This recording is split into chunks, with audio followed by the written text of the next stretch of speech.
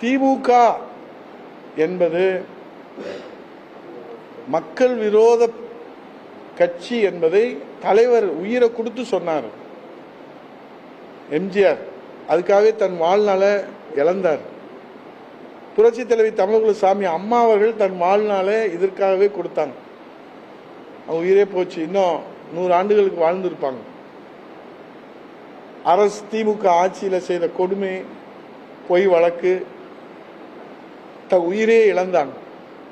இதெல்லாம் தமிழ்நாட்டு மக்கள் பார்த்துக்கிட்டே இருக்காங்க.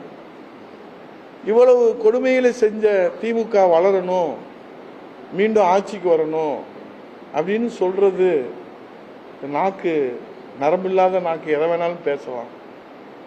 யார் வேண்டுமானாலும் திமுகவில் போய் ஆட்சி அதிகாரத்திலே பங்கெடுத்துக் கொள்ளலாம், அது அவருடைய தனிப்பட்ட விருப்பம். ஆனால் ஒரு அதிமுகவிலே உச்சபட்ச பதவியில் இருந்தது. இப்படி ஒரு அதிமுகவை காட்டி கொடுக்கிற ஒரு நிலைமை இன்றைக்கு அவர் எந்த மன தைரியத்தில் மேற்கொண்டார் என்பது ஆண்டவனுக்கே வெளிச்சம். எத்தனையோ முறை அண்ணன் ஓபிஎஸ் அவர்களை புரட்சி தமிழர் வருங்கால முதலமைச்சர் ஐயா எடப்பாடியார் அவர்கள் தாயுள்ளத்தோடு மன்னித்து கழக பணியிலே, பொது பணியிலே, மக்கள் பணியிலே ஆற்றுவதற்கு வாய்ப்புகளை வழங்கியிருக்கிறார்கள்.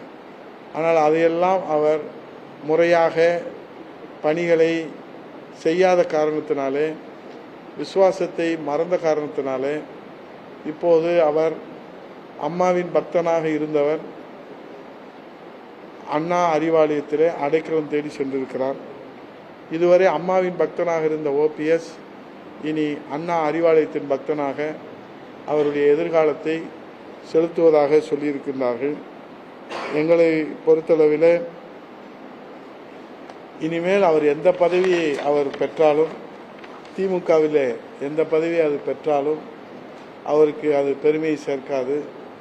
அவருக்கு அது இழுக்காகத்தான் அமையும்.